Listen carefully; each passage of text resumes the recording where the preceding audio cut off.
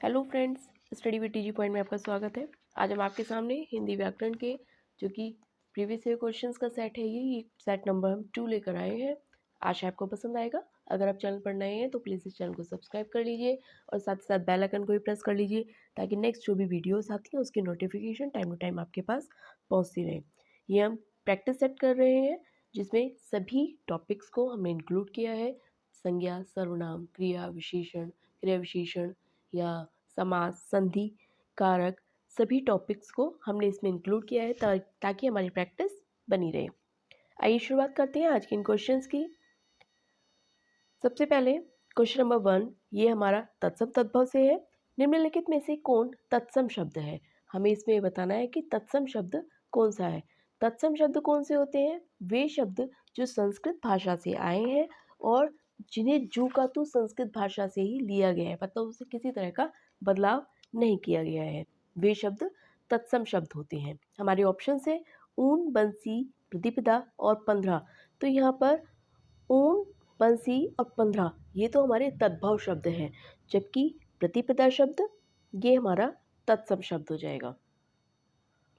Next question number 2 समास का शाब्दिक अर्थ होता है। समास के शाब्दिक अर्थ के बारे में अगर हम बात करते हैं, मतलब समास का समानार्थी शब्द क्या होगा? समास का मतलब होता है छोटा रूप, किसी चीज़ का छोटा रूप करना, किसी वाक्य का छोटा रूप करना। और अगर हम अर्थ की बात करते हैं तो यहाँ अर्थ हो जाएगा इसका संक्षेप,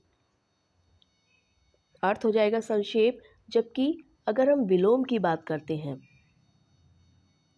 तो समास का जो विलोम हो जाएगा वो हो जाएगा व्यास। यानी कि शाब्दिक अर्थ संक्षेप और समास का विलोम अगर हो जाएगा तो हो जाएगा व्यास। नेक्स्ट क्वेश्चन नंबर 3 किस शब्द में प्रत्यय का प्रयोग नहीं हुआ है? प्रत्यय प्रत्यय उन्हें कहते हैं जो हम किसी शब्द के बाद लगाते हैं और शब्द के बाद लगने पर उस शब्द के अर्थ में भी परिवर्तन वह शब्द कर देता है। जैसे ससुराल, विलीन, रंगीला और महत्व। तो यहाँ पर ससुराल में आल प्रत्यय लगा है, ये भी नहीं होगा। विलीन देखते हैं अभी, रंगीला में इला प्रत्यय लगा है, ये भी नहीं होगा। महत्व में त्व प्रत्यय लगा है, लेकिन जो हमारा विलीन शब्द है इसमें प्रत्यय नहीं लगा है, बल्कि इसमें क्या लगा है? इसमें उपसर्ग लगा है जो कि क्या है? वी। तो इसलिए हमारा जो आंसर हो जाएगा ये हो जाएगा बी। नेक्स्ट क्वेश्चन नंबर 4 निम्नलिखित में से कौन पुल्लिंग नहीं है? हमें इसमें बताना है कि पुल्लिंग नहीं है, मतलब बाकी 3 ऑप्शन पुल्लिंग होगी, एक उसमें स्त्रीलिंग होगा। हर्ष, खटमल, दुनिया और पक्षी। तो यहाँ पर दुनिया कहते हैं ना, हर्ष हो रहा है, खटमल खटमल काट लेगा, या दुनिया दुनिया कैसी है? अगर ये हर्ष हो जाएगा, हर्ष हो रहा है, कैसा है ये? पुल्लिंग होगा। खटमल खटमल काट लेगा, ये भी पुल्लिंग होगा। पक्षी पक्षी उड़ रहे हैं, पक्षी उड़ रही है थोड़ा ना होता है। लेकिन दुनिया दुनिया कैसी है? दुनिया के लिए कैसी शब्द का प्रयोग किया है? अच्छी, बुरी। तो इसके लिए दुनिया शब्द क्या हो जाएगा? ये हमारा स्त्रीलिंग शब्द हो जाएगा। नेक्स्ट क्वेश्चन नंबर 4 किस विकल्प में बहुवचन रूप का असंगत प्रयोग किया हुआ है? मतलब बहुवचन है लेकिन वो गलत है, हमें बहुवचन दिखाई दे रहा है लेकिन वो बहुवचन नहीं है। अब अगर हम देखते हैं लेखक, तो लेखक का लेखकों हो सकता है, विद्यार्थी विद्यार्थियों हो सकता है, लता लताएं हो सकता है, लेकिन शिक्षक शिक्षक का शिक्षक गण होता है।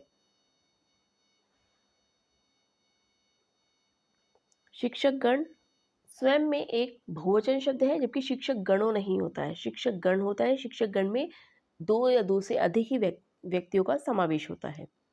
नेक्स्ट क्वेश्चन नंबर 6 जिस समास के दोनों पद प्रधान होते हैं वहां पर कौन सा समास होता है? अब अगर हम बहुब्रीहि समास की बात करते हैं तो यहाँ पे अर्थात के साथ हमें तीसरे शब्द की उत्पत्ति होती है। तत्पुरुष समास में कारक विभक्ति चिन्ह का प्रयोग होता है। द्विगु समास जो कि संख्यावाची होता है, यानी कि यहाँ पे हमें संख्या का पता चलता है। जबकि द्वंद्व समास कैसा है? द्वंद्व समास के अंदर विग्रह करने पर और योजक चिन्ह का, किसका? पर और योजक चिन्ह, जो कि ये वाला होता है। पर और योजक चिन्ह का यदि लोप होता है तो वहाँ पर द्वंद्व समास होता है। इसके दोनों पद प्रधान होते हैं, जैसे रात दिन, तो रात दिन, रात और दिन, लेकिन रात और दिन दोनों ही अपनी मान्यता होती है, दोनों ही अपनी वैल्यू रखते हैं, इसलिए दोनों ही पद यहाँ पर प्रधान होते हैं। नेक्स्ट क्वेश्चन नंबर 7, उससे चला नहीं जाता वाक्य का कृतवाच्य में परिवर्तन करने पर निम्न में से कौन सा विकल्प सही होगा। उससे चला नहीं जाता, सबसे पहले इसी सेंटेंस को देख लेते हैं। किस चला नहीं जाता, खाया नहीं जाता, उठा नहीं जाता, ये फीलिंग्स को शो करता है। तो अगर हम यहाँ बात करें तो ये तो भाववाच्य शब्द होगा। इस भाववाच्य शब्द से हमें कृतवाच्य में परिवर्तन करना है, कृतवाच्य जहाँ पर कर्ता की प्रधानता हो। अब देखते हैं कि कौन सा होना चाहिए इसमें। ऑप्शन से हमारे उसके द्वारा चला नहीं जाता, उससे चला नहीं जाएगा, वह चल नहीं सकता या उससे चला नहीं जा सकता। तो यहाँ जो हमारा ऑप्शन हो जाएगा ये हो जाएगा वह चल नहीं सकता, वह चल नहीं सकता। नेक्स्ट, कृदंत प्रत्यय किन शब्दों के साथ जुड़ते हैं। इन शब्दों को हम किन शब्दों के साथ जोड़ते हैं। संज्ञा, सर्वनाम, अव्यय या क्रिया। जो हमारे कृदंत प्रत्यय होते हैं ये किसके साथ, ये क्रिया के साथ जोड़े जाते हैं। कृदंत प्रत्यय जो कि क्रिया के साथ जोड़े जाते हैं। प्रत्यय कितने प्रकार के होते हैं, 2 प्रकार के होते हैं, कृदंत प्रत्यय और तद्धित प्रत्यय। नेक्स्ट, निम्न में से कौन सा विकल्प कर्मधारय समास का उदाहरण है। कर्मधारय समास।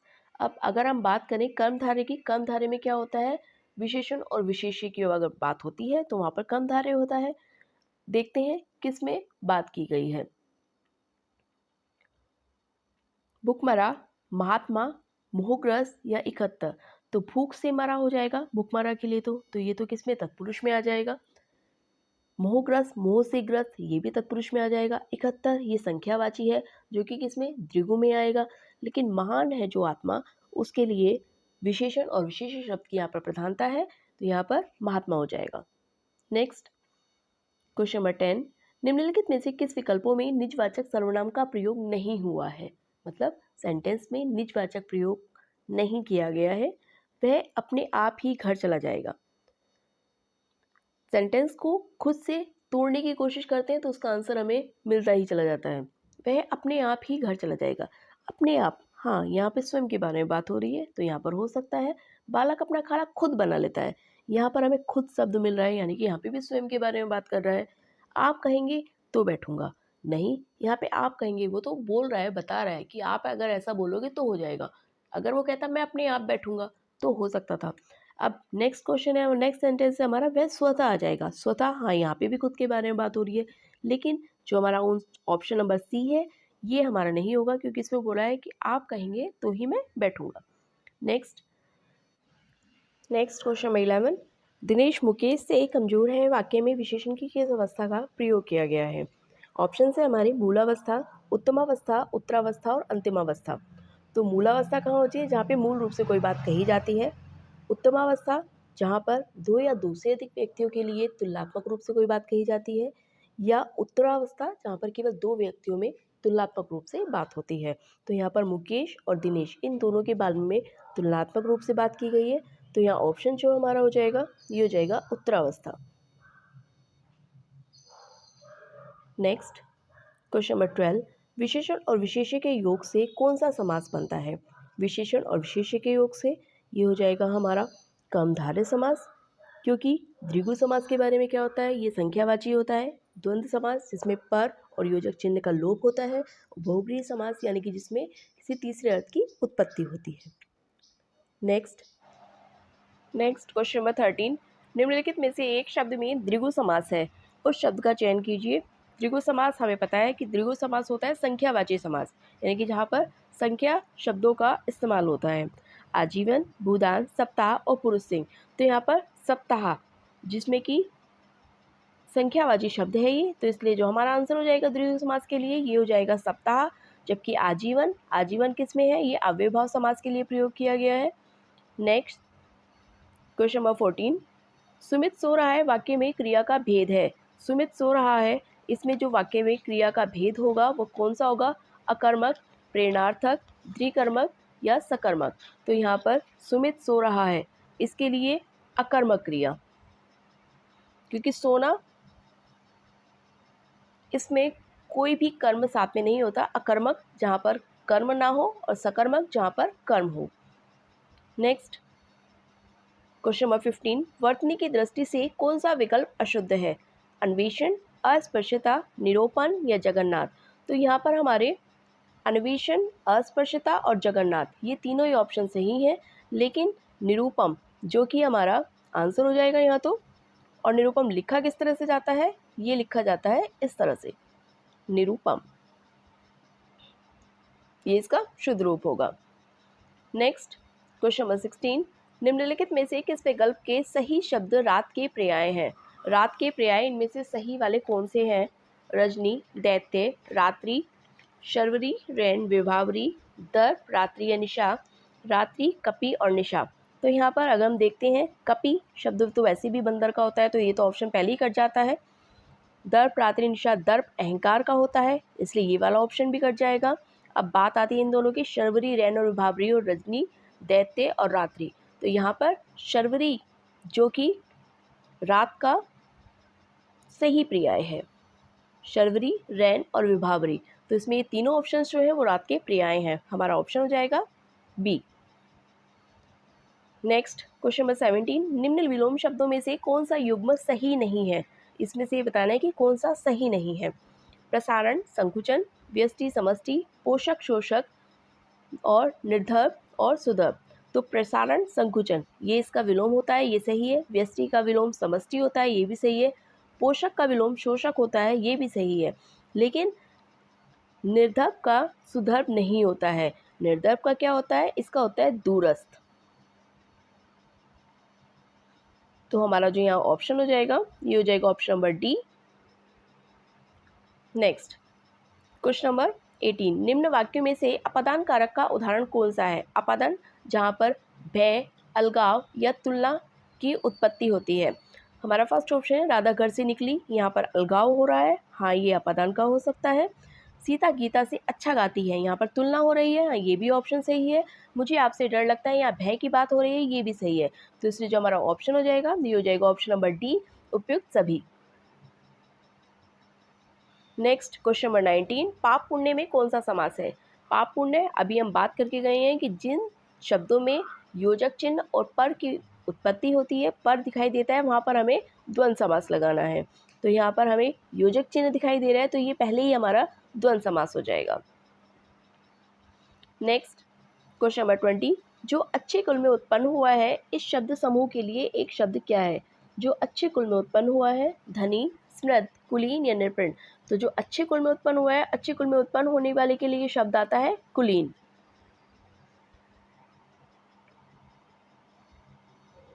नेक्स्ट क्वेश्चन नंबर 21, ऊष्म महाप्राण वर्ण है। अगर हम ऊष्म शब्दों के लिए बात करें तो ऊष्म शब्द कौन से होते हैं? श, ख, श और ह। श, ख, श और ह, ये चारों शब्द हमारे ऊष्म शब्द हैं। जबकि महाप्राण कौन से होते हैं? क वर्ग का अगर पहला, तीसरा और पांचवा शब्द होता है तो ये अल्प प्राण होता है, और क वर्ग का ही अगर दूसरा और चौथा शब्द अगर हम लेते हैं तो ये हमारा महाप्राण शब्द होता है। तो इसलिए जो यहाँ पर ऊष्म महाप्राण श, ख, क्योंकि ये हमारा दूसरा शब्द है और यहाँ पर ह दूसरा और चौथा शब्द ये महाप्राण हो जाएगा। तो श शब्द जो होगा ये हमारा क्या हो जाएगा? महाप्राण, ऊष्म और महाप्राण वर्ण। यह फल उसके लिए है इस वाक्य में रेखांकित शब्द है। यह फल उसके लिए है इस वाक्य में जो उसके लिए शब्द है वो क्या है? ये उसके लिए यानी कि किसी थर्ड पर्सन के बारे में बात हो रही है तो ये अन्य के लिए आएगा, हाँ ये बात सही है। उसके लिए एक वचन के बारे में बात हो रही है, ये भी ठीक है। किसी और के लिए है, अगर दान रूप में बात होती है तो संप्रदान, यानी कि जो हमारा ऑप्शन हो जाएगा ऑप्शन नंबर ए हो जाएगा। हमें बाकी ऑप्शन को फिर चेक करने की ज़रूरत ही नहीं है।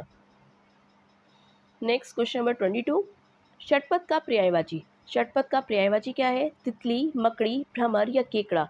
तो षटपद किसके लिए प्रयोग होता है? ये होता है भ्रमर के लिए, भ्रमर के लिए षटपद।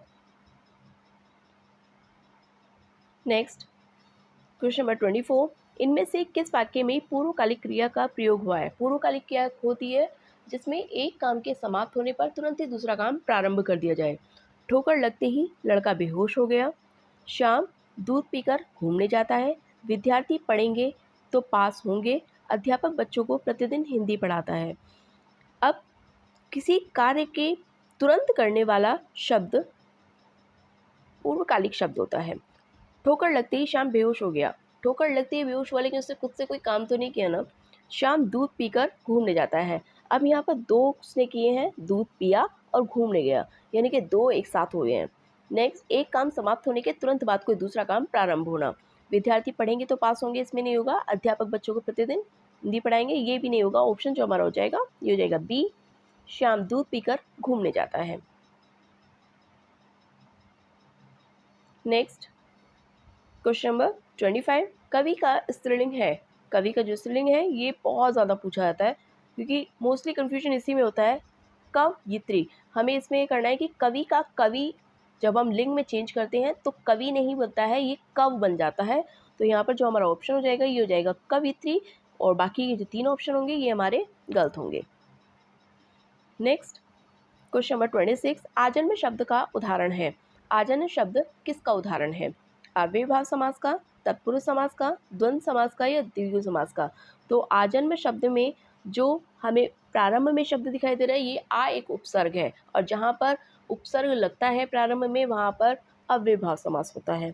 तो यहाँ जो हमारा ऑप्शन हो जाएगा ऑप्शन नंबर ए, अव्ययभाव समास। जबकि तत्पुरुष में क्या होता है, विभक्ति चिन्हों की उत्पत्ति होती है। द्वंद्व समास में क्या होता है, पर और योजक चिन्ह देखने के लिए मिलता है।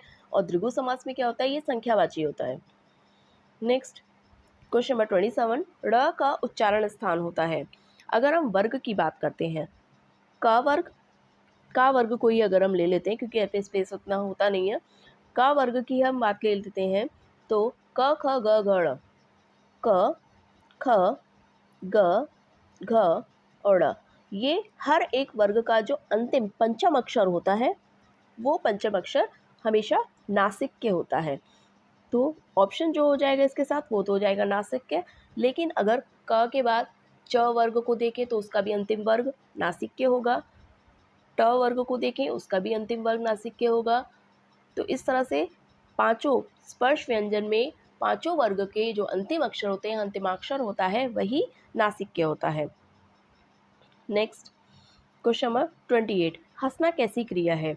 हंसना, हंसने के लिए अगर हम बात करें तो ये हमारी कैसी हो जाएगी, सकर्मक क्रिया, अकर्मक क्रिया, संयुक्त क्रिया या प्रेरणार्थक क्रिया। तो हंसना भी यहाँ पर हमारी अकर्मक क्रिया हो जाएगी, क्योंकि इसमें कोई कर्म नहीं है। जहाँ पर कोई कर्म नहीं होता है वहाँ पर अकर्मक क्रिया, और जहाँ पर कर्म होता है वहाँ पर सकर्मक क्रिया। संयुक्त क्रिया, जब दो शब्दों के मेल से कोई वाक्य बना है वहाँ पर संयुक्त क्रिया होती है। प्रेरणार्थक, जब कोई काम किसी दूसरे से कराया जाता है वहाँ प्रेरणार्थक।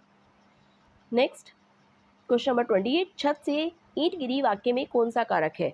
छत से ईंट गिरी, जहाँ पर अलगाव होता है, अलगाव के लिए अपादान कारक। तो यहाँ पर छत से ईंट गिरने पर अलगाव हुआ। छत भी अपनी ही जगह थी और धरती भी अपनी जगह थी, लेकिन ईंट का अलगाव छत से नीचे की तरफ हुआ, यानी कि छत से अलग हुई ईंट। तो जहाँ पर अलगाव की बात होती है वहाँ पर अपादान कारक। नेक्स्ट क्वेश्चन नंबर 30, निर्वात का समानार्थी शब्द क्या है? निर्वात, निर्वात के लिए अगर समानार्थी शब्द की बात करें तो ये क्या होगा?